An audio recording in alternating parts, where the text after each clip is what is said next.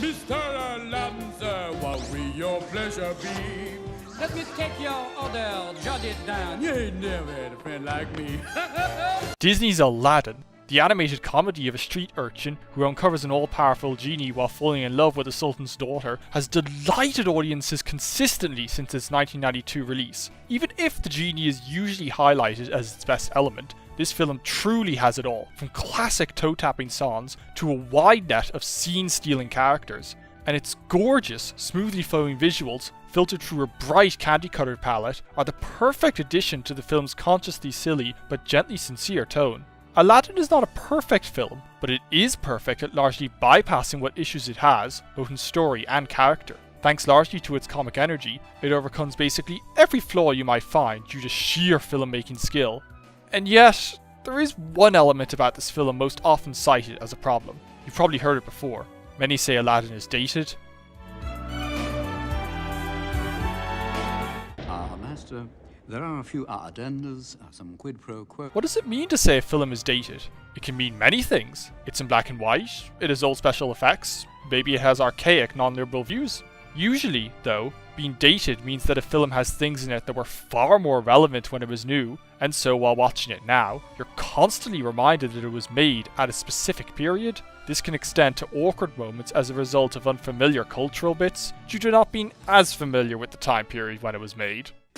Ever impressive. Thankfully, animation is resistant to a lot of this. By virtue of usually being family films, they tend to have stories and settings less tied to when they were made. And visually, Aladdin has nothing to worry about. It boasts top-notch Disney caps animation. The only limitation is the artist's draftsmanship, and they're at the top of their game. Other than a scattered handful of shots sporting CG that clashes with the 2D animation, more notably in its stunning HD transfer, Aladdin's is visually eternal as the Cave of Wonders.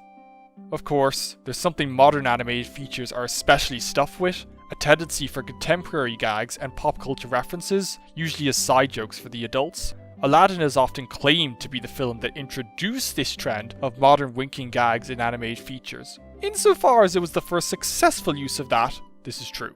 However, this direction was not established as the norm until Shrek, and next to that film and many since, Aladdin's use of time-marked moments is sedate in comparison. Ask yourself this, is being dated a bad thing? Not necessarily, it's a flexible, subjective term. People often like to watch something that captures the spirit of the time it was made, whether they experience that time themselves or not, and I do not exempt myself from this. That being said, dated tends to be meant negatively more often than not. So, why is Aladdin said to be dated?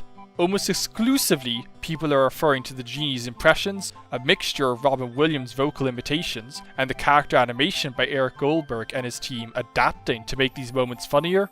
Right here, direct from the lamp, right here for your very much wish fulfillment. Alright! Yo, yo, woo, woo, woo. To deny some of these are dated would be a lie. They are. Only a few of them are ones you'd likely make the connection today without looking up. Even at the time, some were things from a decade or more prior. So, yes, Aladdin has its dated gags. We should also consider, to what extent is Aladdin a 90s film? In a sense, it's the first true Disney film of the 90s. Given it was massively overhauled rather late in production, very little from the 80s drafts ended up in the final film. This would all be mere trivia, except it is undeniably the case that Aladdin has a 90s sensibility, more so than other Disney films from that time. It's mostly in the bright colour palette and cheerful, energetic comic tone. And the rare 90s slang. Oh, excellent, Judge. Yeah, sure. Not. In essence, the combination of its tone and energy give it that 90s sensibility. Much great 90s animation is bold, sleek, fast-moving, and daring all in one, and Aladdin glides on a magic carpet into that club effortlessly. Even the film's themes were chosen on some level to fit with the times. The original tale's straight-up philosophy of wishes being great when you had them, and not when you didn't. The filmmakers felt this was inappropriate, especially coming out of the 80s greed is good era. Hence, we have Aladdin's dilemma of wishes becoming more problematic than they're worth. The same could be said of the themes of trying to be something you're not, and especially the motif of imprisonment. Though these themes are timeless, their inclusion does reflect that time's culture. We've established that, factually, many of Genie's impressions and references are dated. But what about in the experience of the film? Surprisingly, they don't have nearly the dating effect you think when watching it under normal circumstances. There are a few reasons for this. First is just how many of his gags aren't specific references or impressions at all. Yeah, right. Now really, I promise. For every gag that is a specific reference, there are 3 that are just funny gags, or spoof generic cultural stuff that will always be relevant. Your line is, I'm going to free the genie. Anytime. Crick 'em, rack 'em, rock 'em, rake, stick that sword into that snake. Never fails. You get in the bath and there's a rub at the lamp. There's dozens more. Watch the film for the others. Here's the other thing. The great majority of the references work even isolated from whatever he's referencing. Sometimes, this is because he's referencing a particular example of something, but in a way that it can be easily interpreted as just a broad spoof. Or usually because it's funny in and of itself. Here he comes, and what better way to make your grand entrance on the streets of Agrabah than riding your very own brand new camel? Watch out, they spit. Don't know who Jerry Lewis is? Doesn't matter. This works just spoofing that brand of presenters in general, alongside being funny just for Genie lapsing into this character for this moment. Hey. That's a good move. I can't believe it. I'm losing to a rug. Don't know who Rodney Dangerfield is? Not to worry, it's such an out of nowhere face and saying that it always gets me, and though the animators make the expression uncanny to him, they also make it funnier within context. Rule number 3. I can't bring people back from the dead. It's not a pretty picture. I don't like doing it. This is an especially stellar example. Actor Peter Lorre often played foreign creeps, so effectively that bug-eyed caricatures of him endured throughout animation for decades past his death. So this works as a hilariously creepy way for Genie to get across that necromancy is best avoided. There's one more point that helps the Genie's references. Nearly all of them further the story in the moment. Yeah, right. No, seriously, only some of Genie's gags are just gags for the sake of gags, and almost none of the references are. Consider the scene where he's explaining to Aladdin how wishes work. You're gonna grant me any 3 wishes I want, right? Almost. There are a few provisos, a couple of quid pro quos. Now, that's funny past the impression, due to the stuffy professor characters William Buckley Jr. was a prime example of also being the one spoofed. But as you've noticed, what Williams and the filmmakers do is have Genie take that exposition and make it hilariously silly. This goes on as he outlines the wishes he can't grant. Thus, the film achieves a balance between us getting the necessary information, but not feeling like we're being lectured due to how Genie told us. Basically, Genie's making us laugh, but always contributing to the film in a heartfelt way. Cartoon Karma! You've just... Outlined all the relevant points. What are you gonna do next? Well, Genie, let's ask ourselves, is Aladdin as a whole dated?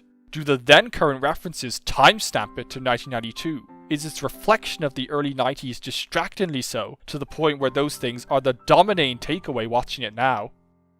Honestly, no. As you've probably guessed, that handful of references and impressions don't matter when they're hilarious on their own merits, they're largely scene relevant, and there are many timeless gags anyway. Plus, they take up very little of the film. You could compile them into a clip of just a few minutes, not to mention nearly 36 minutes of the 86-minute film pass by before Genie first appears, and that 41% has barely a single obvious reference. Though Aladdin does reflect the 90s, it's mostly only as far as having the same burst of enthusiasm that decade brought. The 90s doesn't drive the film, it just uses a little of the 90s to better itself. It makes for an ultimate feel-good film, a jolly, kinetic comedy guaranteed to bring a smile to your face, one which legendary Looney Tunes animator Chuck Jones called the funniest feature ever made. But don't take it from me. On the DVD's animator's commentary, Iago's supervising animator Will Finn said that soon after the film opened, he was listening to a call-in psychologist. The caller was really depressed. What did the psychologist suggest the caller do to relieve their depression? To go see Aladdin, because it's a really funny movie. Dang, that 15-year-old commentary endorsed this film in 15 seconds better than I did in this whole video. Oh well, that's Aladdin for you.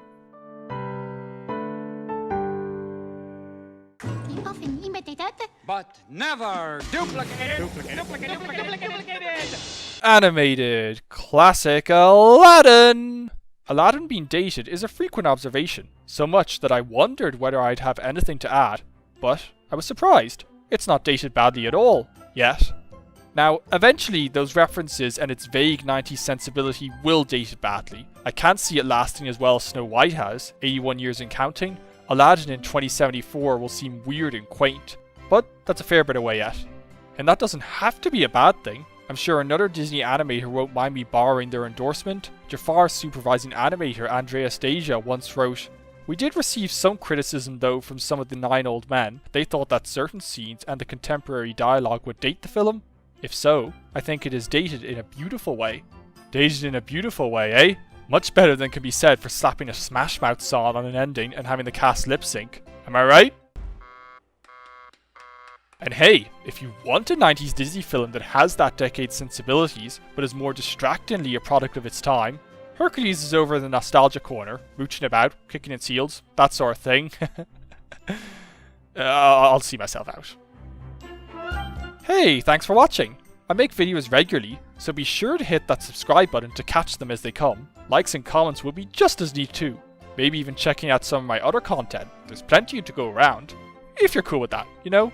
And like I always say, until next time, folks.